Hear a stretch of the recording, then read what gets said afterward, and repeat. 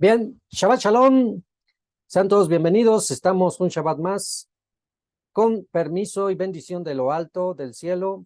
Y hoy nos corresponde el estudio de la Parashá Vayeshev. Parashá Vayeshev que corresponde a Bereshit 37:1 al 40:23. En la porción de los profetas se estudia Haftarah Amos 2:6 al, al verso 6 y el 3:8, el verso 3:8. Y en la porción de Jasofeja Malkutí, los dichos de nuestro santo maestro, tenemos la enseñanza de Meir, Marcos, capítulo 13, verso 1 al capítulo 13, verso 37, todo el capítulo 13. Y pues en el resumen de nuestra parashá tenemos lo siguiente. Jacob se establece en Hebrón con sus 12 hijos. Su favorito es Yosef, de 17 años. Los hermanos de Yosef están celosos por el trato preferencial que recibe, como por ejemplo el saco multicolor que Jacob le hizo a Yosef. Les cuenta a sus hermanos dos sueños que tiene que profetizan que él está destinado a gobernar sobre ellos, aumentando la envidia y el odio hacia él. Shimón y Leví planean matarlo, pero Reubén sugieren a cambio arrojarlo a un pozo con la intención de volver más tarde a salvarlo. Mientras Yosef está en el pozo, Yehudá lo vende a una caravana de ismaelitas y los hermanos manchan el saco especial de Yosef en la sangre de un cabrito y se lo muestran a su padre, haciéndole pensar que su más querido hijo fue devorado por una bestia salvaje. Yehudá se casa y tiene 3 hijos. El mayor, muere joven y sin hijos. Su mujer Tamar es dada en matrimonio a su segundo hijo, Onán. Onán peca al derramar su simiente y también muere joven. Yehudá no quiere que Tamar se case con su tercer hijo y determina a tener un hijo de la familia de Yehudá. Determinada en tener un hijo de la familia de Yehudá, Tamar se disfraza como una prostituta y seduce a Yehudá mismo. Más tarde, Yehudá se entera de que Tamar está embarazada y la manda sacar fuera del campamento para apedrearla, para matarla, por su infidelidad. Pero cuando ella muestra ciertos objetos personales de Yehudá, dejó entonces como garantía, Yehudá admite públicamente que él es el padre. Tamar tiene 2 hijos, los cuales son Pérez y Seraj. Yosef es llevado a Egipto y vendido a Potifar, el ministro encargado de las carnicerías de Faraón. Elohim bendice todo lo que él hace y pronto es nombrado encargado de todas las propiedades de su amo. La mujer de Potifar desea al muchacho.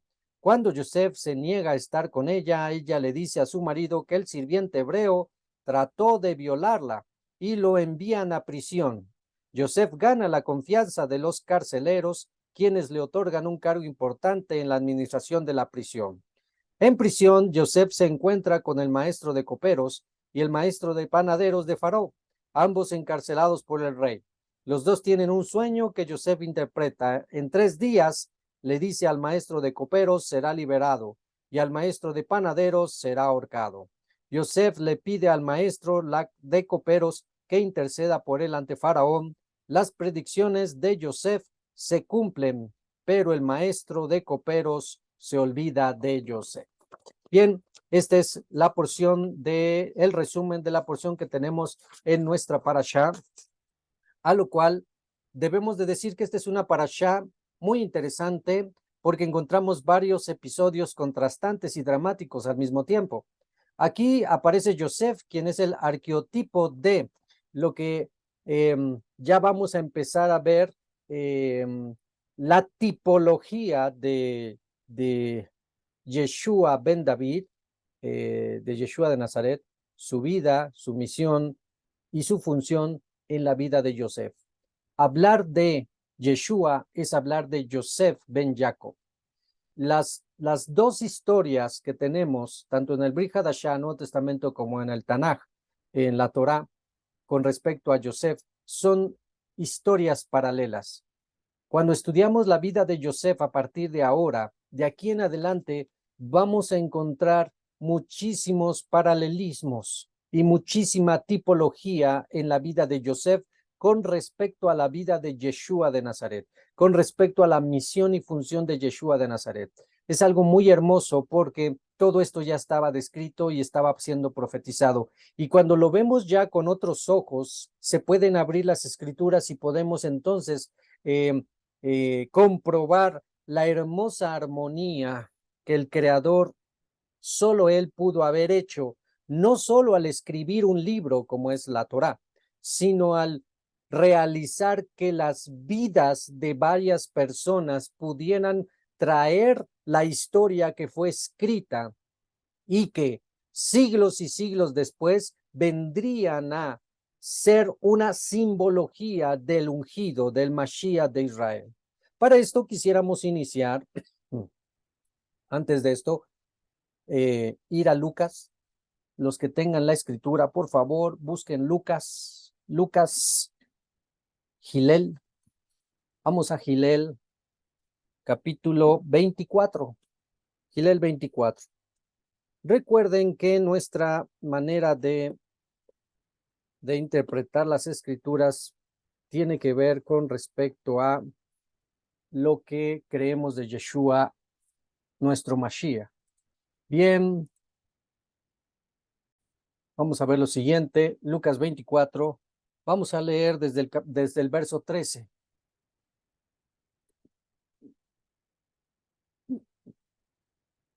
Este es el principio de interpretación para cuando estamos leyendo el Tanaj, el mal llamado Antiguo Testamento. Esta es nuestra base de interpretación.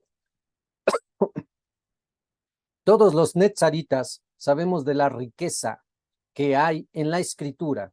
Si bien el mundo judío conoce de esta riqueza, nosotros los netzaritas confirmamos esta riqueza. Bien, vamos a parsear a otra versión, vamos a poner código real. Y para esto les voy a mencionar que aún en el mundo ortodoxo se conoce de el arqueotipo de Yosef el soñador o Yosef de Egipto o Yosef ben Jacob como un tipo del Mashiach. Fíjense qué interesante, porque en esta parashá, en la mayoría de las sinagogas están enseñando acerca de este arqueotipo entre Yosef y el Mashiach. Lo que creen y lo que enseñan los sabios ortodoxos tiene que ver con el árbol de vida, el conocido como el árbol de la vida o la sefirot o la sefirat. Dentro de estas 10 sefirot o 10 sefirat del árbol de la vida, se encuentra una que se llama Yesod, la sefirá de Yesod. Y esta sefirá que aparece en esta parasha nos va a simbolizar a Yosef ben Jacob, pero que ellos enseñan, fíjense lo que enseñan los ortodoxos. Yesod es la sefirá del fundamento. Por lo tanto, esta sefirá está íntimamente relacionada con Yosef ben Jacob, que a su vez está íntimamente relacionada con Mashiach, que es el fundamento, la piedra angular principal. Pon atención que esto que te acabo de decir no es una interpretación netzarita, que sabemos que sí es parte, ¿verdad? Porque ya el mismo Yeshua y los mismos apóstoles interpretaron que Yeshua es la piedra angular. Pero fíjate que estas palabras que te estoy diciendo son del lado del Talmud, de los rabinos ortodoxos. Y fíjate cómo ellos mismos saben perfectamente que la vida de Yosef está íntimamente relacionada a Mashiach, al ungido. Y ellos dicen que Mashiach, así como Yosef, son la piedra angular. Así que no estamos tan desviados, sino que hay muchísima verdad, pero que solamente les falta la identidad del Mashiach. Pero bueno, ahora, ¿a qué se refiere esto? Yesod es la sefirá del fundamento y Mashiach es el fundamento, la piedra angular principal. Es decir, es la energía que sienta las bases de lo que es nuestra vida. Si las bases de nuestra vida son sólidas y bien estructuradas, Entonces, la vida que desarrollaremos es como la de Yosef, que es un arqueotipo de Mashiach, una vida con fidelidad a pesar de las dificultades que en cada escalón, al subirlos, nos llevarán al éxito. Así que, ¿qué tenemos aquí? Que el mundo ortodoxo nos enseña que Yosef es un arqueotipo del Mashiach, la piedra angular. Y como a partir de nuestra parashá, Vayeshev, se va a empezar a mencionar la vida de Yosef, todo lo que va a venir en la narrativa de la Torá con respecto a Yosef nos va a estar apuntando a Mashiach. Bien, hasta ahí se quedan los ortodoxos. Cuán felices y cuán dichosos somos tú y yo, porque ahora nosotros sabemos perfectamente quién es ese Mashiach. Y al leer los Masorot, los evangelios, podemos confirmar lo que todo el mundo judío sabe, que hay todo un paralelismo entre Yosef y Mashiach. Bien, pero para esto vamos a confirmarlo con lo que encontramos en Lucas, Gilel, capítulo 24, verso 13. En el contexto ya resucitó Mashiach y se va a encontrar con lo siguiente, ¿ok? Entonces, verso 13. He aquí, en el mismo día, dos de ellos, o sea, dos de los discípulos de Yeshua, que todavía no habían visto al maestro resucitado, sino que iban tristes, iban cabizbajos porque habían visto al maestro que ya estaba muerto, todo eso. Dice, he aquí en el mismo día, dos de ellos estaban descendiendo hacia una aldea cuyo nombre era Emaús, distante casi 12 kilómetros. Ahí ya tenemos algo que nos llama la atención. ¿Cuántos kilómetros? 12. Recuerden que cuando viene el número 12 nos está dando una referencia directa a las tribus de Israel. Distante casi 12 kilómetros de Jerusalén. Quiere decir que ciertamente las 12 tribus de Israel están dispersas fuera de Jerusalén. 24:14. E iban hablando entre sí de todas estas cosas que habían acontecido, o sea, de toda el mal juicio que hizo Pilato, de cómo lo crucificaron y todo eso. 24:15. Y sucedió que mientras continuaban su charla y discutían entre sí acerca de aquellos hechos, he aquí que el mismo Yeshua se acercó y caminaba con ellos. Debemos de entender que como era la usanza, llevaba una túnica cubriendo su rostro, cubriendo su cabeza, por el sol, por el viento, por la arena. Y por lo tanto, no le pudieron reconocer cuando se acercó, ¿vale? Solo vieron que se acercó un hombre cubierto y empezó a hablar con ellos. 24:16. Pero no se daban cuenta de su identidad, porque no les fue permitido aún que lo reconocieran. 17. Y les dijo, ¿qué palabras son estas que habláis entre vosotros mismos mientras camináis? Y se detuvieron y le miraron llenos de tristeza. Entonces uno de ellos, llamado Cleofas, respondiendo le dijo, ¿eres tú el único visitante en Jerusalén que no supiste las cosas que en ella han tenido lugar en estos días? Verso 19. Y le dijo, ¿cuáles? Y ellos le dijeron, las cosas relacionadas con Yeshua Hanotzri, ¿sí? Vean cómo esta es una referencia muy interesante de cómo debemos referirnos a Yeshua, porque muchas veces hemos dicho que el propio nombre Yeshua no basta, porque hay muchos Yeshua en la historia del pueblo de Israel. Tan solo el discípulo de Moshe, así se llamaba después, Yeshua o Yehoshua, lo que tradujeron como Josué. Y aún en la genealogía de nuestro maestro también había algunos Yeshua. Y eso era un nombre un poco usado en el contexto hebreo. Por eso, si queremos ser más directos, más específicos y más correctos, debemos establecer esta expresión, Yeshua Hanotzri, o en español, Yeshua de Nazaret, que es lo más correcto. Bueno, seguimos. Quien fue un varón profeta, poderoso en obra y en palabra delante de Dios y en todo el pueblo. Y como los principales de los Coanim y nuestros propios jueces lo entregaron a sentencia de muerte y lo clavaron en un árbol. Y nosotros esperábamos que él era el que iba a traer la redención final a Israel. Pero además de todas estas cosas, hoy hace 3 días desde que esto ha ocurrido. Pero nos confunde también el que algunas mujeres de entre nosotros nos intranquilizaron después de ir de madrugada al sepulcro, pues no hallaron su cuerpo. Regresaron a nosotros diciendo que habían visto una visión de Malachim, quienes dicen que él vive. 24. Y algunos de los nuestros fueron al sepulcro y hallaron tal como había dicho las mujeres, mas a él no le vieron. Y Yeshua les dijo, oh simples y tardos de corazón. Bien, esto es una expresión que se debe de tomar en cuenta. Oh simples y tardos del corazón.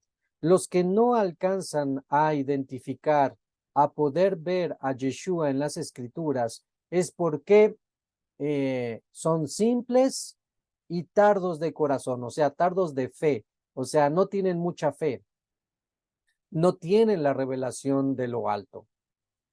¿Por qué son simples y tardos de corazón? Para tener fe en todo lo que hablaron los profetas. ¿Acaso no era necesario que el Mashiach sufriera estas cosas para poder entrar en su gloria? Y comenzando desde la Torá, desde el Pentateuco, y por todos los profetas, incluyendo los salmos, estamos hablando de Tehilim, Yeshayahu, Yermiyahu, Joná, Oshea, Mijá, Miqueas, Nahum, Abadías, etcétera, etcétera. Todos los profetas les fue interpretando verso por verso, incluyendo las escrituras sagradas, las cosas que se habían escrito acerca de Mashiach. Y aquí viene algo muy interesante. Lo que fue escrito. Esto, por lo tanto, para nada es halajá ni Torah oral. Es lo que estaba escrito.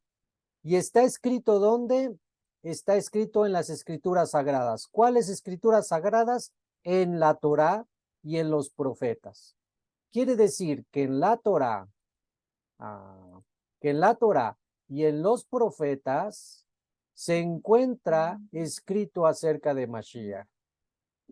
Se encuentra escrito acerca de Mashiach. La pregunta es, si leemos la Torá y los profetas realmente así, literalmente y palpablemente podemos ver que está hablando Moshe o los profetas acerca de Yeshua de Nazaret, la respuesta en su mayoría, en el 99% de los escritos, es no.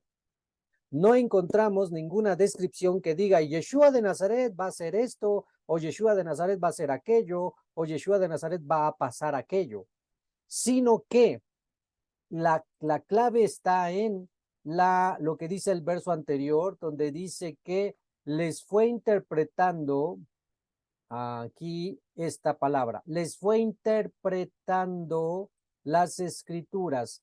¿Qué se necesita? Interpretar las escrituras. Quiere decir que no está literalmente hablándose del Mashiach de Nazaret, sino que se requiere una interpretación. ¿Y cómo es que se debe dar esa interpretación? Verso por verso, verso por verso. La manera más correcta de leer y estudiar la escritura no es tomando solo un verso, sino la mejor manera es seguir el ejemplo de nuestro maestro de justicia, que es verso por verso, pasuk por pasuk. ¿Qué se tiene que interpretar pasuk por pasuk? El Talmud, no. El Zohar, no. La Kabbalah, no. La Mishnah, no. La Gemara, no. El Shulchan Aruch, no. El Midrash, no. ¿Qué se tiene que interpretar verso por verso? A Moshe y los profetas. Y entonces hallaremos lo que está escrito acerca del Mashiach. ¿Sí? Y esto es lo que el legado que nos dejó nuestro maestro de justicia de cómo debemos de estudiar las escrituras, pero en su mayoría y por siglos y siglos no nos habían enseñado así. no nos habían enseñado cómo hacerlo, ni lo hacían así. Pero ahora, bendito sea el Dios de Israel, que nos está empezando a mostrar la manera correcta de cómo buscarlo y poder ver cómo todo es un plan perfecto de parte del Eterno para que nosotros podamos ser edificados. Ahora sí, teniendo esto en mente, vamos a nuestra parashá y a comenzar a leer verso por verso esta porción de la parashá. Estamos en la parashá Vayeshev, estamos en Bereshit 37, Génesis 37, ya lo tenemos. Génesis 37, verso 1. Dice así. Habitó Jacob en la tierra donde peregrinó su padre en la tierra de Canaán. Y para continuar. Baruch atah Adonai Eloheinu melech haolam asher kideshanu bemitzvotav betzivanu al divrei Torah. Amén. Bendito seas tú, Dios Rey del universo, que nos has santificado con tus mandamientos y nos ordenaste el estudio de tu Torah. Y Baruch atah Adonai Eloheinu melech haolam asher natan lanu et Torato Torah demet bejareo la natan betohenu. Baruch atah Adonai Baruchu Baruch Shemo Noten HaTorah. Amén. Bendito seas tú, Dios Rey del universo, que nos has santificado con tus mandamientos y nos has dado una Torah de verdad. Amén. Bien, ahora sí, continuamos. Verso 2. Estas son las generaciones de Jacob. Y comienza. Joseph. Joseph. Rápidamente. What is mean? ¿Qué significa Joseph? ¿Cuál es el significado de Joseph? ¿Por qué le pusieron Joseph a Joseph? Porque eso también va a implicar muchísima interpretación cuando estemos hablando de Joseph. ¿Qué significa Joseph? ¿Alguien sabe? ¿Quién dice yo?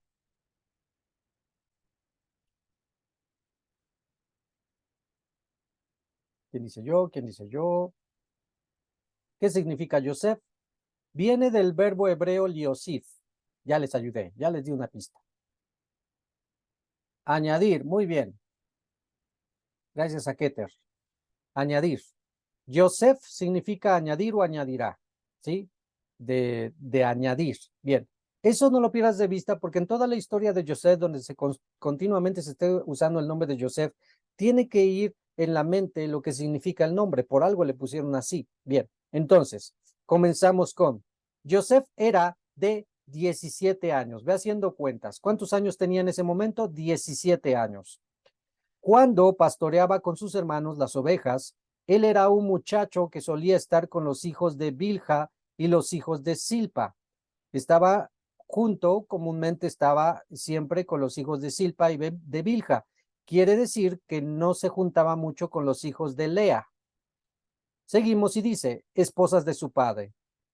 Y aquí ya inicia la narrativa a decirnos uno de los principales problemas que tuvo Joseph. Joseph informaba las palabras malas de ellos a su padre. Bueno, aquí nos pusieron una palabra muy elegante, ¿no? Nos pusieron una palabra muy elegante. Joseph informaba.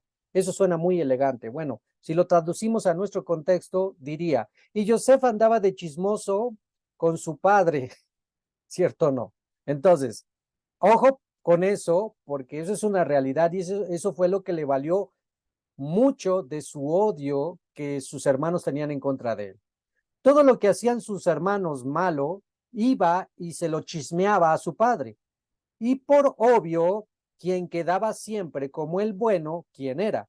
Joseph. Bien. Chismeaba a su padre. Verso 3.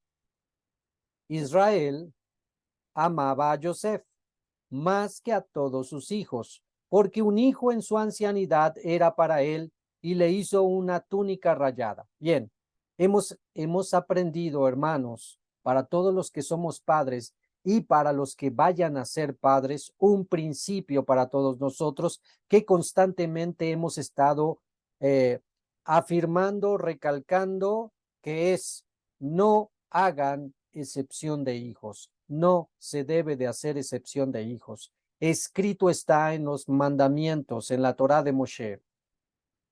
y no haréis excepción de personas, ni al más grande por más grande, ni al más chico por más chico, ni al rico por rico, ni al pobre por pobre.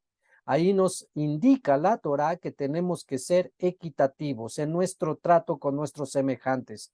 Eso incluye nuestros hijos. Por lo tanto, continuamente les hemos estado enseñando que padres y futuros padres no deben de tener consentidos, no deben de tener su preferido, ¿sí? Porque eso va a ocasionar muchísimos problemas en tu propia familia. Como padre, vas a generar muchísimo rencor y odio entre tus propios hijos. ¿Quién generó? ¿Quién fue un motor o principal promotor del odio que le tuvieron a Joseph? Fue Jacob. Jacob fue quien propició que le tuvieran bastante odio a Joseph por su trato. Joseph no era el principio del vigor, no era primogénito, ni Joseph tenía la capacidad de sus otros hermanos para poderle estar ayudando con las ovejas de su padre. Pero Joseph era el principal. Una razón podría decirse, como ya se mencionó y se está leyendo, es supuestamente porque Jacob lo tuvo en la ancianidad. Ah, ¿qué significa eso? Que cuando Jacob era más joven y tuvo a Rubén, Yehudá, Shimón, Leví, Isachar, Zabulón, Neftalí, Dan, Asher, Gad, la mayoría de esos años se la pasó trabajando, preocupado que si la van, que si le cambian el salario, que si las esposas están discutiendo, que si hoy me toca dormir contigo, que si no ahora me toca a mí, etcétera, etcétera. Para cuando nace Joseph, ya está saliendo de ese periodo de tiempo, Jacob, y por lo tanto ya puede disfrutar más el estar con su hijo Joseph. Esa es una de las razones de cómo podemos interpretar por qué es un hijo de su ancianidad. Y otra razón muy importante fue que es el primer hijo de la amada, ¿sí? El primer hijo de la amada. Esto es muy importante porque para cuando leemos Osea, el profeta Osea nos va a mencionar acerca de dos esposas que tenía alguien. Dos esposas, la amada y la no amada, o la amada y la no querida, que es una referencia a el pueblo de Israel y la casa de Judá, que es una referencia a los hijos que no fueron de la amada, de Jacob, y el hijo o los hijos de la amada que fueron de Rachel. Esto fue Joseph y Benjamín. Bueno, el caso es que aquí tenemos entonces el principio de los problemas que se dieron, en donde podemos decir plenamente, porque ya conocemos la historia y la película, por decirlo así, Gansu Letová. Gansu Letová porque todo es para bien. Aún que Jacob mismo hiciera preferencia por uno de sus hijos, causando el odio y el rencor de los otros en contra de uno, aún eso el Eterno lo usó para bien. El que los hijos dejasen llevarse por sus pasiones, sus deseos o lo que conocemos nosotros como su carne, en su odio, rencor, envidia, amargura y demás, también el Eterno lo usó para Gansu Letová, para todo para bien. El que el propio Joseph se le alzara como pavo real y se sintiera la mamá de los pollitos y se le subiera la fama a la cabeza, también Gansu Letová, todo lo usó el Eterno para bien. Pero bueno, eso lo vamos a ver de un poquito más al final, pero que sepas que todo esto que está pasando, estos problemas, son para bien. ¿Para quién? Para los que aman al Eterno. Toda la familia de Jacob, sus hijos, Joseph, todos llegaron a experimentar una intimidad y una comunión con el Eterno, cada quien a su manera y en sus diferentes niveles. Jacob como padre a una manera, sus hijos cada uno a su manera, pero todos los patriarcas de las tribus de Israel llegaron a conocer al Dios de sus padres, Jacob, Israel, Isaac y Abraham. Por lo tanto, entiéndelo muy bien, que este Gansu Letová, esto todo obra para bien, es para los que aman al Eterno, no es para todos. es solo para los que aman al Eterno. Y entonces lo podemos aplicar en nuestra vida. Si en tu vida ahorita estás pasando una situación muy difícil, si estás pasando una situación de enfermedad espiritual, emocional, con los hijos, con el esposo, económica, social, legal, lo que tú quieras. Estás pasando un mal momento, una mala racha, piensa, Gansú Letová, pero piensa que ese Gansú Letová todo es para bien, va a aplicar si tú amas al Eterno. Y de tal manera que un poco de oscuridad es necesario para poder apreciar las estrellas. Un poco de oscuridad que nos vaya mal, a veces es necesario para poder apreciar la misericordia, la bondad y la salvación del Eterno en tu vida. Porque sin oscuridad no podríamos ver la luz que brilla al final. Y no podríamos apreciar y considerar esa luz que brilla al final. Piensa en tu vida, lo mal que te ha pasado.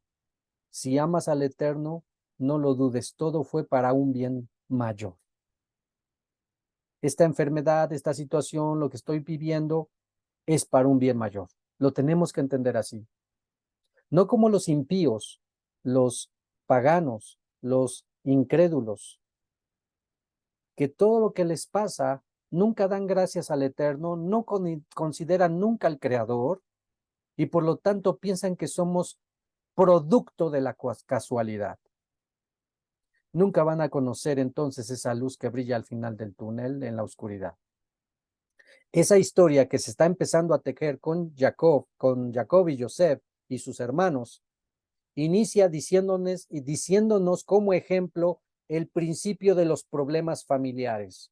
El principio de problemas familiares es que los padres hagan excepción de hijos y tengan sus consentidos y traten a unos mejor que a otros. Aprende de eso, padre, y los que vayan a ser padres aprendan de eso. Verso que sigue. Al final del verso 3 dice, tanto lo consintió Jacob a Joseph que hasta le hizo una vestimenta única. Yo me pongo a pensar, para ese momento, Jacob era rico. Jacob era rico. A la manera cultural de los pastores de ese momento histórico, Jacob era rico.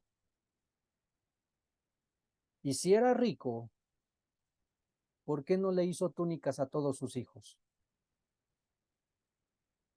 Ese sufrimiento que vamos a ver, que va a empezar a padecer Jacob cuando se entera de una mentira de que Joseph murió despedazado por una fiera, ese dolor que inició en ese momento y que duró casi 14 años, fue por no haber sabido amar a todos por igual.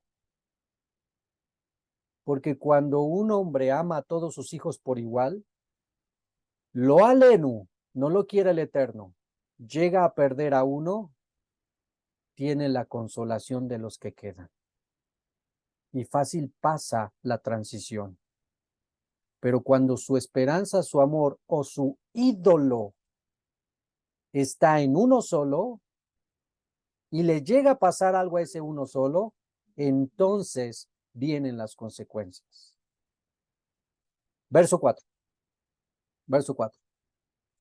Vinieron sus hermanos que a él, vieron sus hermanos que a él le amaba a su padre más que a todos sus hermanos, lo odiaron y no podían hablar pacíficamente. Ya te imaginas cada vez de que venían, discusión, pleitos y sus palabrotas a su manera en su momento histórico. No sé, creo que la mayoría de nosotros hemos visto una escena así, cuando los hermanos no empiezan a pelear, los hijos empiezan a pelear entre ellos y empezamos a, ya cállense, ya no se falten al respeto, ya esto que el otro. Imagínate eso, ¿no? Lo odiaron y no podían hablar pacíficamente con él. 5. Soñó Joseph un sueño y lo refirió a sus hermanos. Entonces aumentaron más en odiarlo. Dijo a ellos Joseph: oigan, lo ruego este sueño que he soñado. He aquí nosotros estábamos atando gavillas dentro del campo, y he aquí que se levantó mi gavilla y quedó parada, y he aquí que lo rodearon vuestras gavillas y se posternaban a mi gavilla. Entonces le dijeron sus hermanos: ¿acaso reinará sobre nosotros o gobernará sobre nosotros? Entonces aumentaron más en odiarlo por sus sueños y por sus palabras. Hasta este momento, ese sueño que ya Joseph está teniendo, ya lo sabemos tú y yo, era un sueño profético que se va a cumplir. Pero aquí faltó la prudencia y la sabiduría de Joseph para quedarse callado. Si de por sí ya están viendo que no lo quieren por el favor que tiene su padre hacia él, debió de haberse quedado callado. Pero no, ahí va y a decir, a presumir su sueño, ¿no? Bueno, eh, verso 9. Soñó nuevamente otro sueño, se lo relató a sus hermanos y dijo: he aquí soñé un sueño nuevamente, y aquí el sol, la luna y 11 estrellas se posternaban a mí. Relató a su padre y a sus hermanos el sueño y entonces le respondió su padre diciéndole: ¿qué es este sueño que has soñado? ¿Acaso vendremos yo, tu madre y tus hermanos a posternarnos a ti a tierra? Le tuvieron celos sus hermanos, pero su padre guardó el asunto. Bueno, sus hermanos no entendieron el sueño, no lo comprendían, no llegaron a la interpretación, sino hasta mucho tiempo después, pero su padre se quedó pensando en los sueños que estaba teniendo, porque él ya tenía cierta madurez, ya tenía cierto conocimiento y sobre todo, Jacob ya había tenido experiencia con los sueños. Cuando una persona no tiene experiencia con los sueños proféticos, menosprecia los sueños, no le toma atención a los sueños. Cuando una persona ya ha vivido en carne propia los sueños proféticos, ha aprendido a hacer la diferencia entre los sueños buenos y los sueños malos, donde rápidamente vamos a hacer aquí un resumen. La manera en cómo el Eterno le ha placido comunicarse con nosotros es a través de los sueños. Es una manera en cómo el Eterno, no es la única, en cómo el Eterno le ha placido comunicarse con nosotros, por medio de los sueños. Cada vez de que yo voy a dormir, llega la noche, voy a dormir, la mayoría de las noches yo cierro los ojos con la esperanza de tener una comunicación con el Eterno en algún sueño. Bueno, Jacob tenía esta experiencia por todo lo que vivió. Recuerden que quien le reveló cómo debía de aumentar su ganado cuando le servía a Labán fue el Eterno. ¿Y cómo se lo reveló? A través de sueños. El cómo poner a que se juntaran las cabras y los borregos para que se aumentara el ganado hacia beneficio de Jacob y no hacia Labán, eso, la técnica, la manera, se la dio el Eterno a través de sueños. Y recuerden también el sueño más representativo de Jacob, que fue cuando estaba en Betlehem, cuando soñó la escalera, ¿sí? Así que Jacob tenía experiencia con los sueños, él sabía que puede el Eterno comunicarse con nosotros. Y recuerden, 3 tipos de sueño: sueño de tu subconsciente, sueño de tus ansiedades, de tus pensamientos reprimidos o de traumas inconscientes que sigues guardando en tu mente. Ese puede ser una fuente de algunos sueños, ¿sí? En otras palabras, primer fuente de sueños, tú y solo tú. Tu pensamiento, algo te quedaste pensando, te está preocupando algo mucho, estás anhelando algo y estás piense en eso durante el día, viene la noche y se refleja en el sueño. Pueden ser ansiedades, tristezas, alegrías, problemas, dificultades, situaciones, soluciones, etcétera. Tú. Siguiente fuente del sueño, Hasatán. Hasatán, el adversario. Viene un espíritu malo durante la noche, te visita, obvio, estás durmiendo, tú ni te das cuenta, y pone un sueño que es conocido como pesadilla, ¿sí? Es conocido ese tipo de sueños como la pesadilla. Ay, ay, ay, qué horrible sueño, hasta te despiertas alterado, te despiertas preocupado. Cualquier sueño, escuchen, cualquier sueño que te quite la paz, que te despierte alterado, que te dé tristeza, que te dé preocupación en sobremanera, que te dé, te haga llorar o te haga tener sentimientos negativos como odio, rencor, amargura, resentimiento, son sueños puestos por el adversario. Un ejemplo bien claro. Un ejemplo bien claro. Está durmiendo la pareja, esposo y esposa están durmiendo, y de repente ya se despiertan y el esposo, buenos días, y la mujer no le contesta. Está seria. Buenos días, ¿qué te pasa? No le contesta, no le contesta. Y a la de mil le contesta a la mujer. Es que soñé que me pusiste los cuernos. ¿Y sabes qué? Ni me hables. Parece chiste, pero es una realidad. Parece chiste, pero es una realidad. ¿Cuántas veces cosas así pasan? Donde ese sueño está coaccionando desde el despertar, está coaccionando la actitud y la manera de proceder de la persona para bien o para mal. Sobre todo para mal. Y de ahí, créanme, por culpa de muchos opresiones de Satanás en sueños, han venido muchísimos problemas maritales, problemas entre padres e hijos, problemas entre patrones, siervos, etcétera, por culpa de esas opresiones. Así que, primer fuente, tú mismo. Segunda fuente, Hasatán.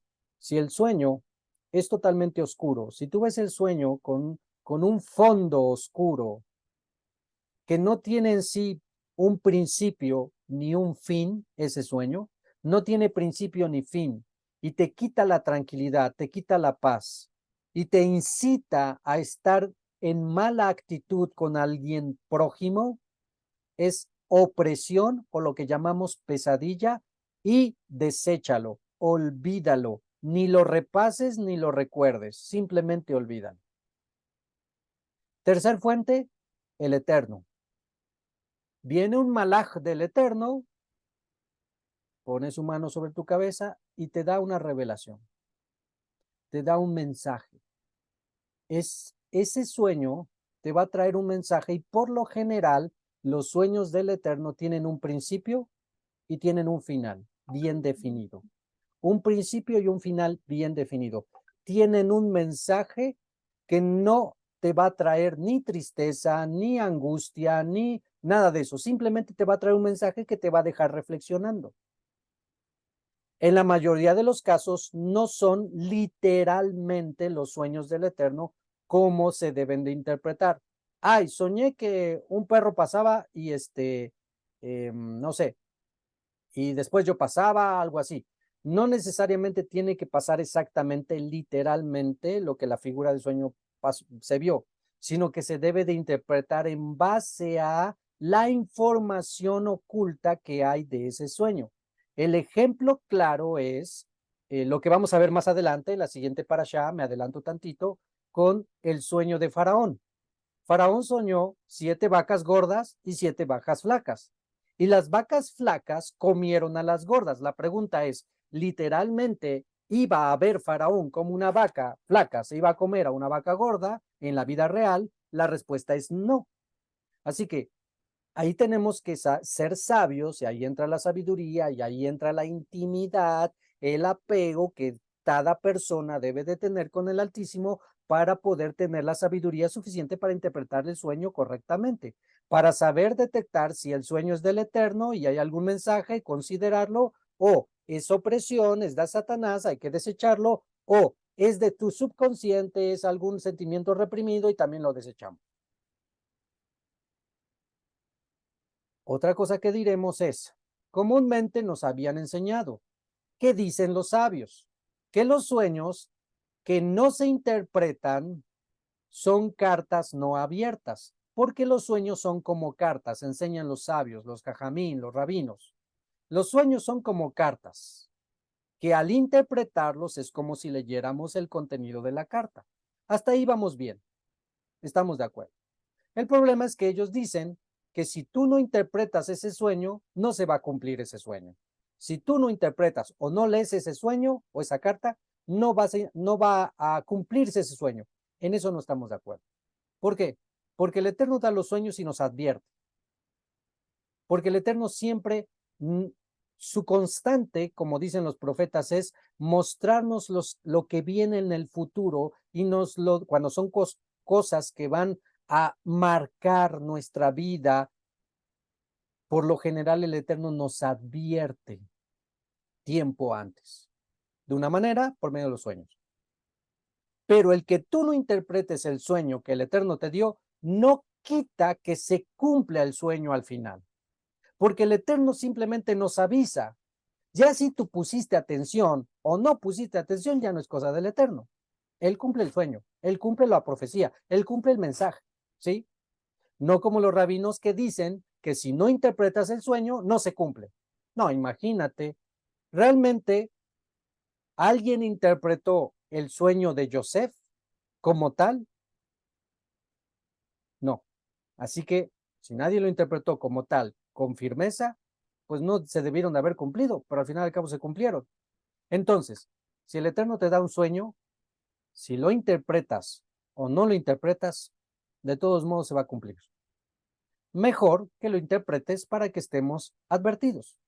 Ahora, también enseñan los sabios, los jajamín, que si tú le cuentas tu sueño a alguien que no te quiere o que no es sabio para interpretar sueños, tampoco se va a cumplir tu sueño. ¿Sí? Si tú le dices a cualquiera tu sueño y esa persona te tiene envidia o te tiene, no te quiere, pues, no le caes. Él te puede malinterpretar el sueño o te puede traer envidia y por lo tanto tu sueño no se va a cumplir. Es lo que dicen los sabios. A lo cual tampoco estamos de acuerdo. Porque aunque tú le cuentes a alguien tu sueño y te lo malinterprete, no quita que el Eterno cumpla al pie de la letra lo que Él ordena. Porque lo que Él ordena que va a cumplirse en el futuro, que es mandado en advertencia por medio de sueños, el que alguien lo malinterprete no quita que el Eterno sea fiel para cumplir lo que Él ya dijo que iba a pasar. ¿Sí lo entendemos? Así que, por un lado, no tengas temor si le cuentas el sueño a alguien que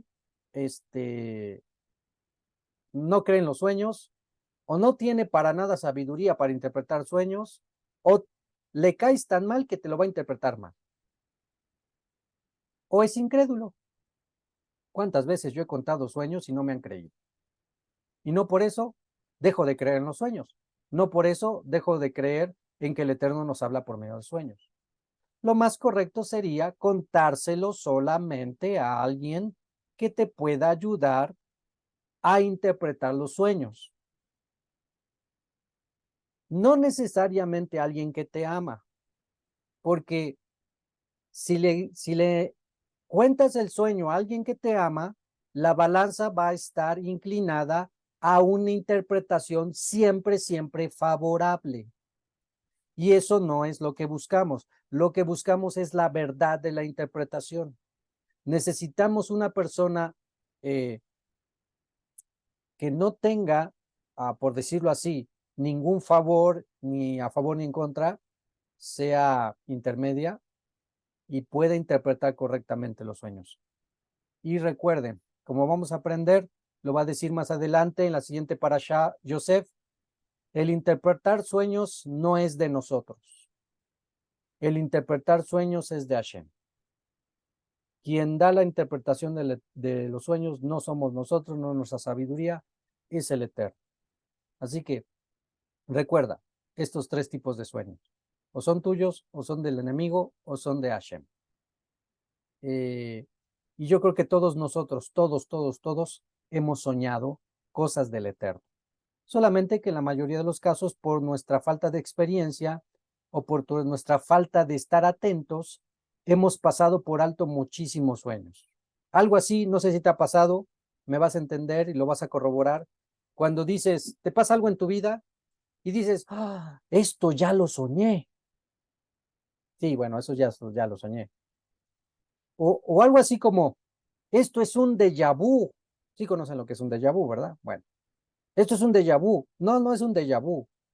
Probablemente lo soñaste, solo que se te olvidó que fue un sueño y a la hora de que lo viviste, te acordaste que ya lo habías visto, pero no es un déjà vu. El Eterno ya te lo mostró en sueños.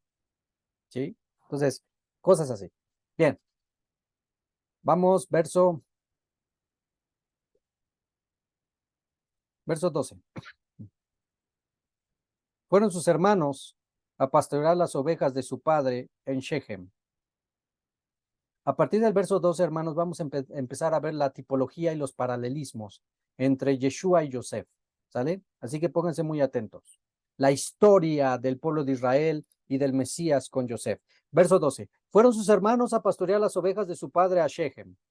Entonces dijo Israel a Joseph, ¿acaso no están tus hermanos pastoreando en Shechem?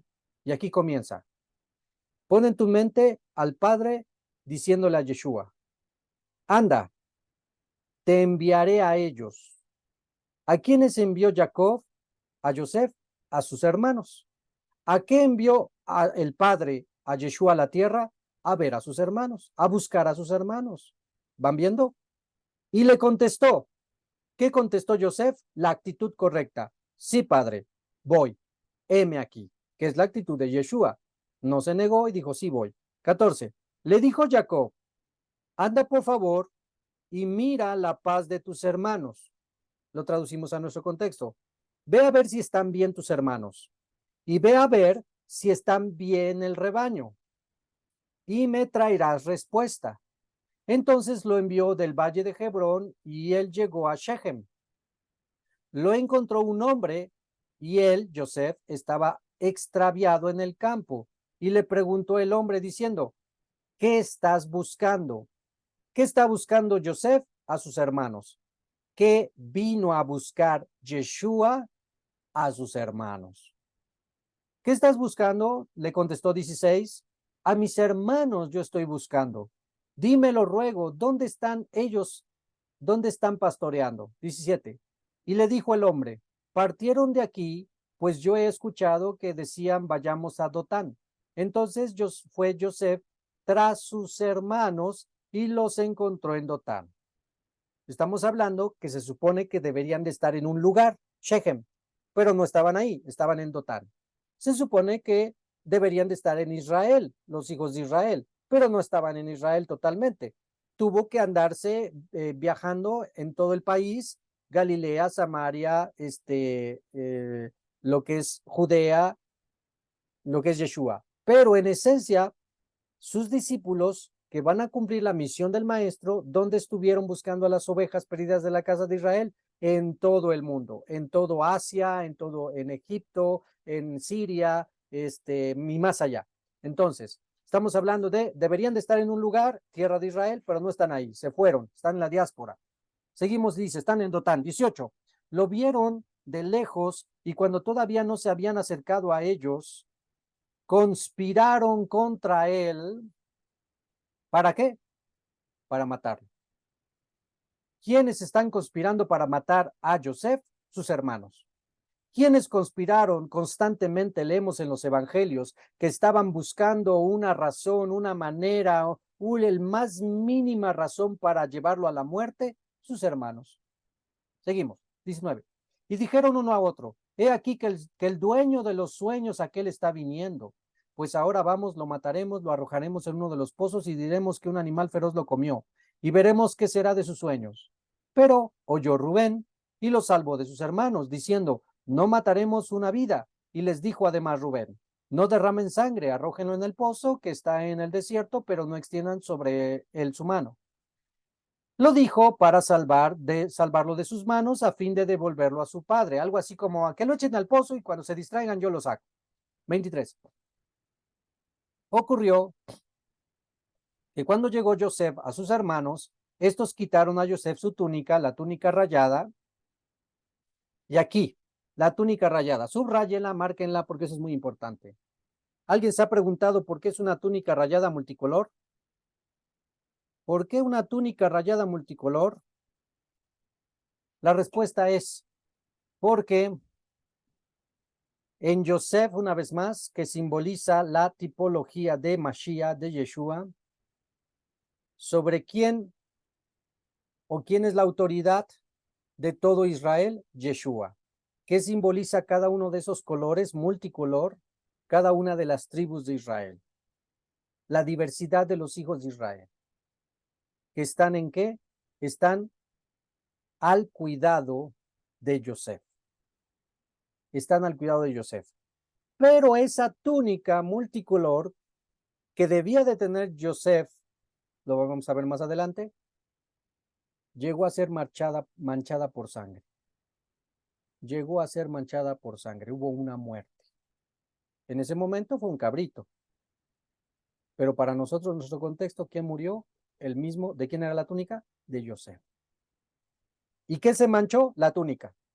¿Qué características? Multicolor. ¿Qué simbolizan los multicolores? Las tribus de Israel. ¿Por quién murió Mashiach, el cabrito? Por, no más que las razas humanas, por las tribus de Israel. Y ya, si lo quieren ver así, pues tal vez para una interpretación más para allá, pues sí, el beneficio de esa muerte vendría a ser y a recaer sobre toda la humanidad. Y decir toda la humanidad es ser muy magnánimo, porque en sí no toda la humanidad va a beneficiarse, a creer en la muerte del Mashiach. Así que sí murió por toda la humanidad, pero no toda la humanidad creyó en él. Así que los beneficiados fueron solamente de la humanidad, un sector. Pero bueno, principalmente nos está hablando de Yosef, de las tribus y de que Yeshua, recuerden, su principal misión fue ir a buscar a sus hermanos, las 12 tribus. Seguimos. Túnica rayada. 24. Lo tomaron y lo arrojaron al pozo, pero el pozo estaba vacío, no había en el agua. Y ellos se sentaron a comer pan, alzaron sus ojos y vieron aquí una caravana de Ishmaelim, venían desde Gilad, Ishmaelín o ismaelitas, venían desde Gilad, con sus camellos, portando cera, bálsamo, aristoquia, que se dirigían para Egipto, para bajar a Egipto. 26. Entonces dijo, y aquí ya viene, ¿quién fue lo que dijo? No lo pierdas de vista. Entonces dijo Yehudá, dijo Judá a sus hermanos, ¿qué ganancia obtendremos si mataremos a nuestro hermano y taparemos su sangre? Vamos, lo venderemos a los Ishmaelim, pero nuestra mano no esté sobre él, porque nuestro hermano, porque es nuestro hermano, de nuestra misma carne es él. Y lo oyeron sus hermanos, y pasaron unos hombres Midianim. Aquí vamos a tener un juego de palabras entre Ishmaelim y Midianim, donde estamos entendiendo que era un grupo conformado entre Ishmaelim y Midianim. Esto es ismaelitas y madianitas. Pasaron unos hombres Midianim, comerciantes, lo asieron, lo apresaron, lo amarraron, subieron a Yosef del pozo y vendieron Yosef a los Ishmaelim. ¿Por cuánto? Por 20 monedas de plata, y trajeron a Yosef a Egipto. Así que aquí viene el paralelismo. ¿Quién vendió a Yosef? ¿De quién salió la idea de vender a Yosef? De Yehudá. ¿Quién vendió a Yeshua? Por aquí son 20 monedas y en Yeshua fueron 30 monedas, pero las dos fueron de plata. ¿Quién vendió a Yeshua? Yehudá. ¿Sí? Judas. Bueno, así se traduce, o así lo mal tradujeron. No es Judas. No debieron haber traducido Judas, sino debieron de haber traducido como Yehudá, Judá. ¿Sí? Pero bueno, entonces es Judá quien vende a Yosef y es Yehudá quien vende a Yeshua, y los venden por monedas de plata. Ahí vamos viendo que se va cumpliendo lo que Yeshua estaba explicándole a los dos discípulos camino a Emaús, lo que leímos al principio en Lucas, en Gilel. Y es aquí donde encontramos prácticamente esa interpretación de lo que estaba descrito de él, de lo que él viviría. Así que si lo leemos, diríamos, está profetizado que Yehudá lo vendería por monedas de plata. Y Yeshua, después de vendido, se iría a Egipto. La interpretación sería, está profetizado que Yeshua sería traicionado por Yehudá, sería vendido por plata y después de su venta, la identidad de Yeshua sería vendido a todas las naciones, a Egipto, a todas las naciones, ¿sí? A partir de esa muerte, se va a ir su fama a todas las naciones, porque ¿dónde es donde más se ha anunciado la muerte, el madero, la cruz del Mesías? No ha sido en Israel, ha sido en todas las naciones con el cristianismo. Pero bueno, seguimos y dice, a Egipto, 29.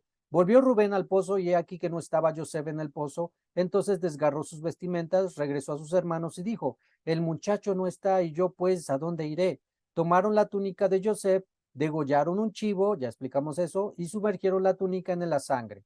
Enviaron la túnica rayada, la llevaron al padre de ellos y dijeron, esto encontramos, reconoce por favor si esta es la túnica de tu hijo o no. La reconoció y dijo, es la túnica de mi hijo, un animal feroz lo comió y ha sido desgarrado Joseph. Esto significa que los hermanos difundieron la idea de que sí estaba muerto Joseph, cuando ellos sabían perfectamente la realidad, que no estaba muerto, sino que estaba vivo. Eso es lo mismo que los hermanos de Yeshua, cuando digo hermanos, me estoy refiriendo a de raza, los sacerdotes, los escribas, los fariseos, el Sanedrín. Cuando resucitó Yeshua y llegó el reporte de los propios soldados romanos, es que vimos una luz muy brillante y después ya no supimos más, nos desmayamos, después despertamos, fuimos al sepulcro, entramos al sepulcro y no hallamos el cuerpo. Y entonces los discípulos de este maestro dicen que resucitó. Entonces estos hermanos, escribas, fariseos, Sanedrín, etcétera, no querían divulgar la verdad, que Yeshua estaba vivo, sino que divulgaron una mentira, ¿sí? No, está muerto, solamente que sus discípulos robaron el cuerpo, ¿sí? Y dice las escrituras que esa mentira pasó de generación en generación entre los discípulos de los ortodoxos hasta el día de hoy. Por eso es que si tú te acercas a un ortodoxo y le dices, no, es que Yeshua resucitó, tú dices, no, lo que pasó es que robaron su cuerpo y lo escondieron, pero él no resucitó. Es la misma mentira, se transmitió esa mentira. ¿De qué? De que Joseph estaba muerto, pero estaba vivo. Pero ellos sabían la verdad, esa es la realidad. Lo mismo pasó con los del tiempo de Yeshua. 34. Entonces rasgó Jacob sus vestimentas, colocó cilicio en su cintura y estuvo de duelo por su hijo muchos días. Es lo que mencionábamos. Si él realmente hubiera amado a todos sus hijos por igual, se hubiera consolado más rápido, porque tenía más hijos.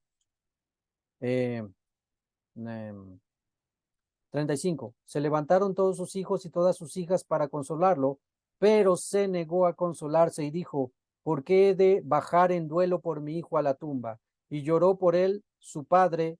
36. Mientras los Midianim vendían a él, a Joseph, a Egipto, a Potifar. Mi traducción dice eunuco, a lo cual no estamos de acuerdo en esta traducción, ¿sí? La traducción en Reina Valera y demás dice ministro. A Potifar, ministro de Faraón, que en sí la versión ministro sería más exacta, porque recuerden que un eunuco es alguien que se le cortó su miembro viril.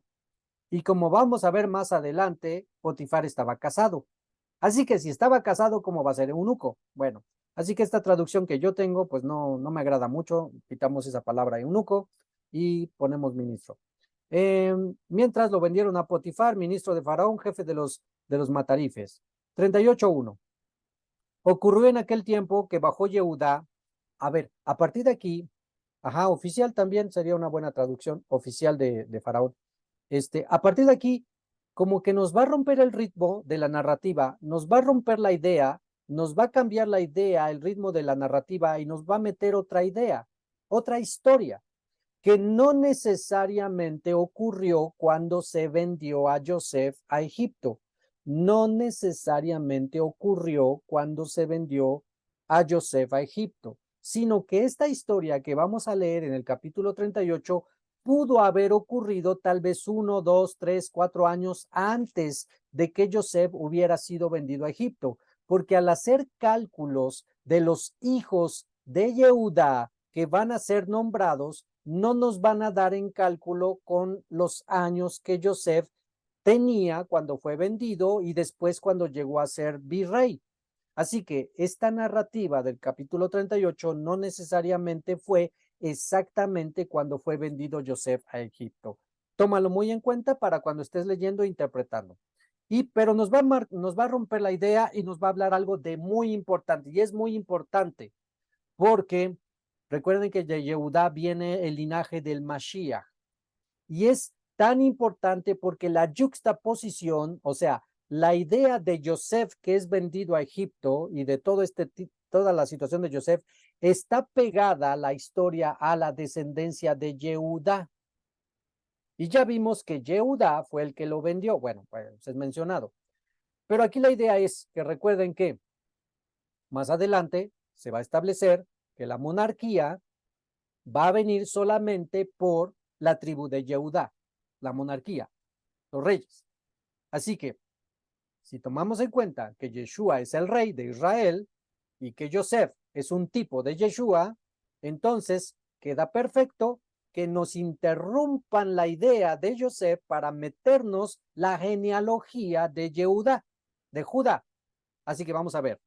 38:1 dice, ocurrió en aquel tiempo que bajó Yehudá de sus hermanos y se desvió hacia un hombre de Adulam, cuyo nombre era Jirá. Vio allí Yehudá a una hija de un hombre comerciante, cuyo nombre era Shua. La tomó y vino a ella. Y aquí ya comenzamos con problemas. Los problemas son, Yehudá se le ocurrió dejar a su familia e irse de curioso a ver algo. ¿Qué encontró en ese algo? Encontró una mujer. Pero si te das cuenta, no dice que se casó con ella o no dice que formalizó, sino que simplemente la tomó. O sea, no hubo como tal un banquete, una celebración, todo bien, bendición del padre, bendición de la madre, no hubo eso, sino que simplemente la agarró, esta es mi mujer y me la llevo. Ya comenzamos mal, ¿sí? Verso 3. Se embarazó. Dio a luz un hijo y mi versión nos dice la realidad. La realidad, esta sí, bueno, en esta parte vamos a darle un favor, vamos a poner una palomita a esta versión, porque culturalmente quien ponía los nombres a los hijos no era el padre, sino era la madre. Para ejemplo claro, vete a la parashá anterior, cuando están naciendo los hijos de Jacob. ¿Quién le pone los nombres a todos los hijos de Jacob? No es Jacob, son sus madres. Fue Lea, fue Bilha, fue Silpa y fue Rachel, ¿sí? Culturalmente hablando, quien ponía los nombres era la mujer, no el varón, ¿sale? Bien. Entonces, aquí por lo tanto queda perfecto que esta Shua ve a su primer hijo y le llama Er. 4. Se embarazó nuevamente, ya estamos hablando que ahí ya pasaron más de 2 años, se embarazó nuevamente, dio a luz un hijo y ella llamó su nombre Onán. Volvió nuevamente a embarazarse y estamos hablando que de Er a Onán ya pasaron como 5 años y dio a luz un hijo y ella llamó su nombre Shelah. Y estaba Yehudá en Kesif cuando ella lo dio a luz. No pierdas de vista a esta mujer porque es sumamente importante para poder interpretar bien el por qué viene lo siguiente. Dice, tomó Yehudá una mujer para Er. Si tomó Yehudá una mujer para Er, su hijo primogénito, es porque Er ya tenía la edad suficiente para casarse. Y si Joseph tenía 17 años cuando va a ser vendido a Egipto, entonces no necesariamente esta historia de Yehudá fue en el momento de Yosef, sino probablemente fue antes de que lo vendieran a Egipto. Bien. Tomó mujer para él, su primogénito, y su nombre de esa mujer era Tamar. Pero, y aquí el escritor de la narrativa del Pentateuco, Moshe, nos está diciendo la realidad, que es, pero fue primogénito de Jehudá, malo. Palabra malo en hebreo, rasha, un rasha, malo, a los ojos del Eterno. Por eso lo mató el Eterno. Y aquí debemos de entender que hay gente, que hay de maldad a maldad. Hay gente que es mala, uy, qué mala, pero hay gente que es perversa, ¿sí? Para que el Eterno haya decidido cortarle la vida a muy joven, es porque realmente era malo. Verso que sigue, 8. Entonces dijo Yehudá a Onán, se llevaban como año y medio, 2 años de diferencia. Anda a la esposa de tu hermano, realiza el levirato. Esto del levirato lo vamos a encontrar descrito más claramente en Devarim, para quien lo quiera buscar, de qué se trata bien el levirato, de lo que se está mencionando aquí. Busquen Devarim, Deuteronomio 25, léanse del verso 5 al 10. Y ahí va a hablar acerca de esta situación de que si el hombre muere sin hijos, entonces el hermano tiene que casarse con su cuñada para levantar descendencia al hermano que murió. ¿Sí? El levirato. Yehuda le dice a Onán, cásate con tu cuñada para que hagas levirato para tu hermano. Así levantarás descendencia para nombre de tu hermano. Esto significa que los hijos que fuera a tener Onán no iban a ser mencionados o nombrados como Ben Onán, hijos de Onán, sino serían mencionados como Ben hijos de Y bueno, pues a cualquier varón, quien querría eso, ¿verdad? Pero ese es uno de los Jukim. Ese es un Jukim. ¿Se acuerdan de Jukim? ¿A qué nos referimos con Juk? Con Jukim, la línea de mandamientos que no tienen una razón lógica para nosotros. Esto no tiene una razón lógica. El que si mi hermano muere sin hijos, yo me tenga que casar con mi cuñada y que los hijos sean de la línea de mi hermano, para mí no suena lógico. Bueno, eso es un Jukim, un mandamiento que el Eterno sabe perfectamente por qué lo mandó y para nosotros suena totalmente fuera de lugar. Bueno. Y entonces, 9, supo Onán que no sería para nombre de él mismo la descendencia, entonces sucedía que cuando venía a la esposa de su hermano, o sea, cuando tenían relaciones sexuales, eliminaba su semen a tierra, eyaculaba a tierra, para no dar descendencia a su hermano. Así que vean, la intención es la importante. No quiero cumplir con el mandamiento de Dios. Pon mucha atención porque el mandamiento del levirato fue plasmado en Deuteronomio, que vinieron unos cuantos siglos después de esto que estamos leyendo. Pero para este momento histórico ya se tenía esa ley de manera oral, ¿sí? Bien, ya entendiendo eso, es la intención de Onán lo que va a causar su muerte, porque no quería cumplir con el mandamiento del Eterno y no quería cumplir con eso, ¿sí?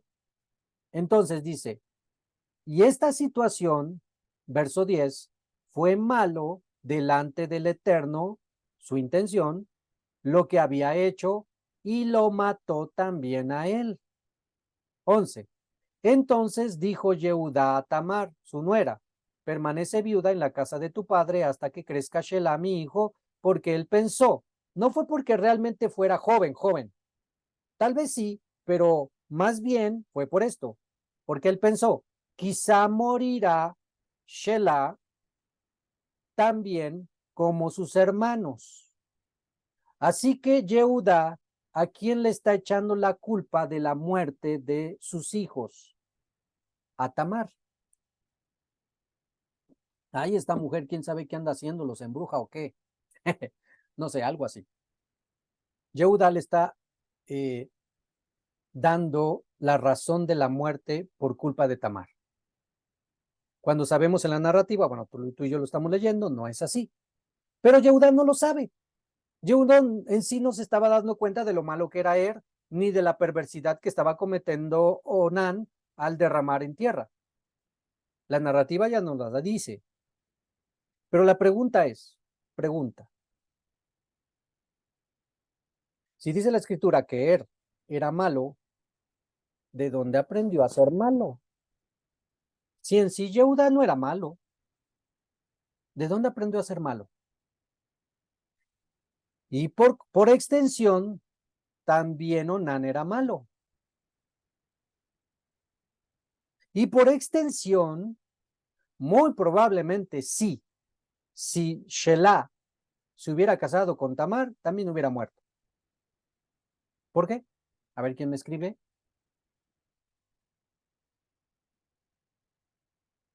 ¿Por qué? ¿Por qué?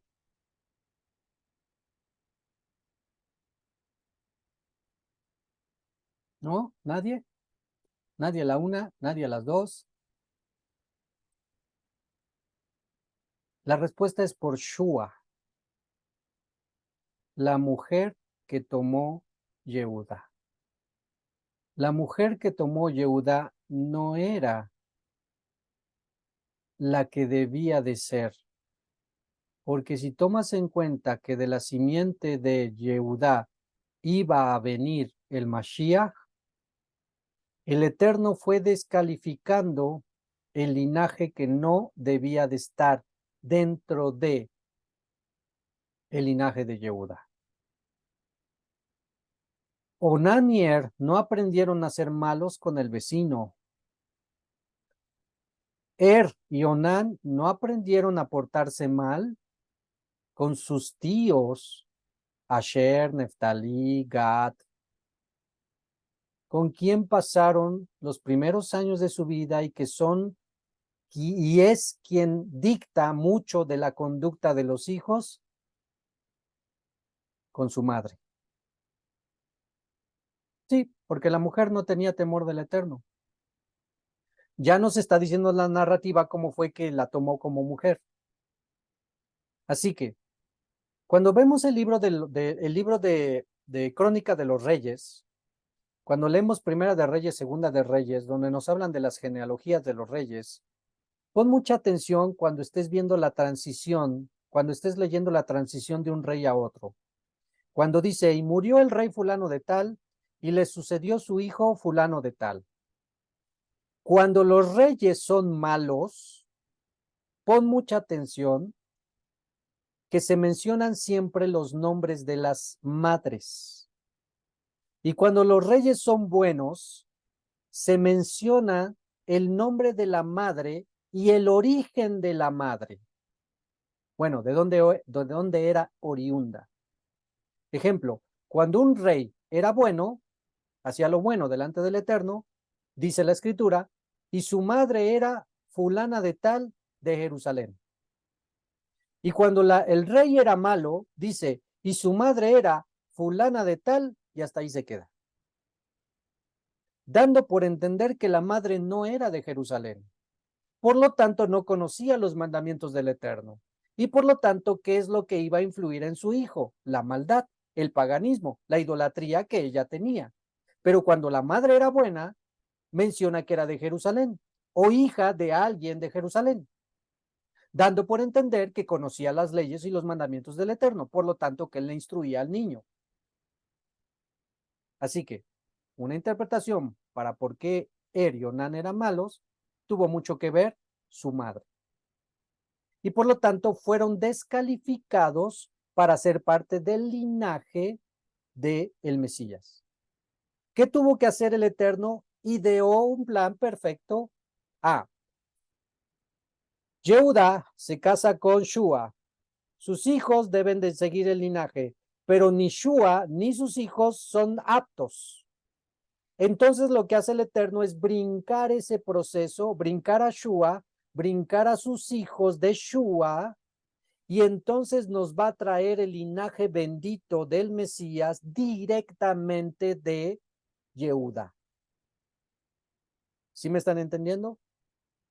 El Eterno elimina la genealogía mala, Shua, la mujer de Yehudá, y sus hijos, los quita, bueno, los brinca, y directamente nos va a traer la simiente bendita directamente de Yehudá, que, que es justamente lo que vamos a ver en la narración. Vean, dice, ¿dónde vamos? Verso 12. Y ella permaneció en la casa de su padre. 12. Se aumentaron los días de espera, falleció la hija de Shua, o sea, eh, murió la esposa de Yehudá, Shua, esposa de Yehudá, quedó viudo Yehudá, pues, y se consoló, y subió a los esquiladores de ovejas, él y Girá, su amigo, el Adulami, a Timná. Le fue referido a Tamar, diciendo, he aquí tu suegro está subiendo a Timná para alquilar sus ovejas.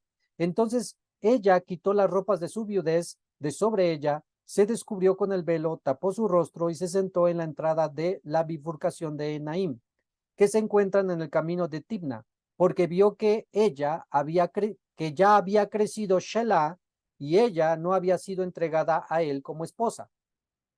La vio Yehudá y la consideró por ramera, porque se había cubierto el rostro. Se desvió hacia ella al camino y dijo, anda por favor, que vendré a ti, porque no supo que era su nuera.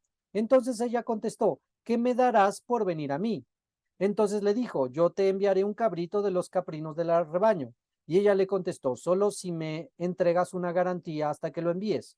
Y él preguntó, ¿qué garantía te daré? Ella le dijo, tu anillo para sellar, tu paño y tu báculo que está en tu mano. Entonces le dio a ella lo pedido, tuvieron relaciones, vino a ella, se embarazó de él. Ella se levantó, se fue, sacó su velo de sobre sí y se vistió las ropas de viudez, o como si nada hubiera pasado. 20. Envió Yehudá al cabrito de los caprinos por medio de su amigo, el Adulamí, para tomar la garantía de mano de la mujer, pero no la encontró. Entonces preguntó a la gente del lugar diciendo, ¿dónde está aquella ramera de Naín, junto al camino? Y contestaron, no había aquí ninguna ramera, o sea, aquí no es lugar de rameras. Volvió a Yehudá y dijo, no la encontré. Y también los hombres del lugar dijeron, no había aquí ninguna ramera. Entonces dijo Yehudá, que se quede con la garantía para ella, a fin de que no seamos para desprecio. He aquí, yo he enviado este cabrito, pero tú no lo has encontrado. En otras palabras, pues yo cumplí, si no estaba, pues ya no es cosa nuestra. 24. Ocurrió al cabo de unos 3 meses, ¿cuántos? 3 meses que fue referido a Yehudá diciendo, cometió adulterio Tamar tu nuera y también está embarazada a causa del adulterio. Y contestó Yehudá, sáquenla y sea quemada. Vean qué interesante que Yehudá, su actitud no fue, vamos a ver si es cierto. A ver, vamos, indagamos, vamos a hacer un juicio, vamos a ver si es cierto.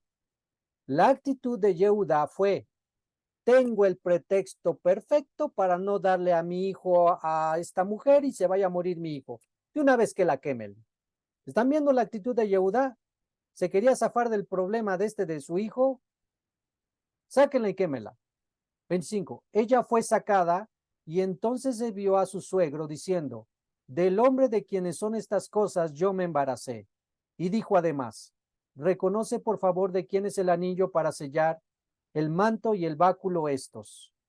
Reconoció Yehudá los objetos y dijo, ella es justa. Reconoció, tal vez por implicación, aparte de lo que estaba haciendo no era culpa de ella, sino que tal vez también reconoció que la muerte de sus dos hijos no eran culpa de ella, que hasta ese momento le estaba echando la culpa a ella. Ella es justa, de mí es la culpa, porque no le entregué a Shelah mi hijo. Entonces no volvió a conocerla, o sea, no volvió a tener relaciones sexuales con ella. Pero pues ya quedó ahí la simiente. Y fue en el momento que iba a dar a luz que he aquí había mellizos. Y aquí viene lo interesante, porque recuerden que ¿dónde más hubo mellizos? ¿Con quién más hubo mellizos? ¿Alguien se acuerda? ¿Con quién más hubo mellizos? Mellizos a la 1, mellizos a las 2. Exactamente, con Rivka. Esaú y Jacob eran mellizos. Vean que la misma historia de cómo nació Jacob y Esaú va a ser la misma historia de cómo van a ser los hijos de Yehudá. Vean, 27. Y fue en el momento que iba a dar a luz que aquí había mellizos en su vientre. Ocurrió en el parto que uno sacó la mano. ¿Se acuerdan cómo nació Jacob? Tomando. Entonces tomó la partera y ató sobre su mano un hilo carmesí, diciendo, este salió primero. Y sucedió que cuando regresó su mano, he aquí salió su hermano. Entonces ella dijo, porque irrumpiste una irrupción, y llamó su nombre Peretz. Peretz en hebreo, que es traducido a Fares. Peretz, Fares. Después salió su hermano, que tenía sobre su mano el hilo carmesí, y llamó su nombre Seraj. Exactamente lo mismo que pasó con Jacob y Esaú. Supuestamente Esaú era el primogénito, pero ¿quién quedó con la primogenitura? Jacob, el segundo. Aquí, quien supuestamente nació primero fue Seraj, pero quien quedó después como la primogenitura fue Peretz.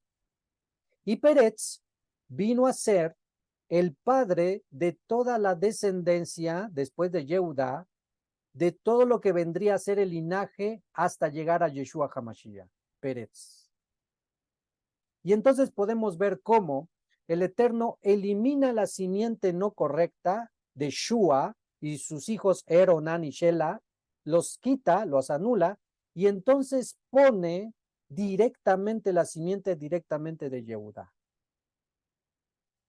Gansu Letová, todo es para bien. 39. Y terminamos con esta sección. Ya regresa la historia a Yosef, pero ya que tenemos la genealogía de Yehuda. Yosef fue bajado a Egipto y lo compró Potifar, eunuco, bueno, oficial de Faraón, jefe de los matarifes, hombre egipcio de mano de los Ismaelim, que lo habían bajado allí. Estuvo el Eterno con Yosef, fue un hombre próspero y permaneció en la casa de su amo egipcio. Vio su amo que el Eterno estaba con él y que todo lo que él hacía, el Eterno lo hacía prosperar en su mano. Entonces se encontró Yosef gracia a sus ojos y lo sirvió. Lo encargó sobre su casa y todo lo que era de él lo entregó en su mano. Ocurrió desde el momento que lo puso encargado sobre su casa y sobre todo lo que él pertenecía, que bendijo el Eterno la casa del egipcio por causa de Yosef, y había bendición del Eterno en todo lo que era de él, tanto en la casa como en el campo. Dejó todo lo que era suyo en manos de Yosef y no tenía conocimiento de lo que hacía él para nada, excepto el pan que él comía, y Yosef era de bellos rasgos y de bello aspecto. Sucedió después de estas cosas que alzó la esposa de su amo sus ojos hacia Yosef y dijo, acuéstate conmigo, pero rehusó y dijo a la esposa de su amo, he aquí mi amo no tiene conocimiento de lo que hay conmigo en la casa y todo lo que él posee lo ha puesto en mi mano. No hay más grande en esta casa que yo, ni ha privado nada de mí sino a ti, por cuanto tú eres su mujer. Entonces, ¿cómo he de hacer este mal tan grande y pecar contra Dios? Entonces ella hablaba a Joseph día tras día, pero él no la oía respecto a acostarse a su lado para estar con ella. Ocurrió cierto día que él vino a la casa para hacer su trabajo y no había nadie de la gente de casa allí en casa. Entonces ella lo asió por su prenda diciendo, acuéstate conmigo. Pero él dejó su prenda en la mano de ella, huyó y salió afuera. Fue entonces cuando ella vio que él dejó su prenda en la mano de ella y huyó afuera, que llamó a la gente de su casa y les contó diciendo, vean, nos trajo un hombre ibrí para reírse de nosotros, vino a mí para acostarse conmigo, o sea, para violarme, y entonces yo llamé con voz fuerte Entonces, cuando él oyó que yo levanté la voz y llamé, él dejó su prenda junto a mí, huyó y salió fuera. Dejó la prenda de él junto a ella hasta que vino su amo a su casa. Entonces le habló como estas palabras, diciendo, vino a mí el siervo Ibrí, que trajiste a nosotros para reírse de mí, pero sucedió cuando levanté mi voz y llamé que él dejó su prenda junto a mí y huyó fuera. eh, y huyó fuera. Fue cuando oyó su amo las palabras de su mujer que había hablado a él, diciendo, como estas cosas me ha hecho tu siervo, que Potifar se enojó. Entonces tomó el amo de Joseph a este y lo puso en la cárcel, en el lugar donde estaban los presos del rey, y permaneció allí en la cárcel. Estuvo el Eterno con Joseph, extendió hacia él benevolencia y puso gracia en los ojos del jefe de la cárcel. Puso el jefe de la cárcel en manos de Joseph a todos los presos que estaban en la cárcel y todo lo que allá hacían. Él lo hacía. El jefe de la cárcel no miraba nada de lo que estaba en su mano, por cuanto el Eterno estaba con él y lo que él hacía, el Eterno hacía prosperar. Bien, les dejo de tarea ahorita, hermanos, que terminen de leer el capítulo 40 hasta el verso 20. Del 40 al verso 20 para que tengan la idea completa para la siguiente parasha. Y pues bueno, que el Elohad de Abraham, Isaac y Jacob les bendiga grandemente. Hashem sea con todos nosotros y que Él nos conceda ir aprendiendo de lo que hemos estado leyendo, de la historia, para que podamos aplicarlo a nuestra vida lo mejor posible. Quien habló con ustedes, Morel Isha de la ciudad de Puebla. Shabbat Shalom. Y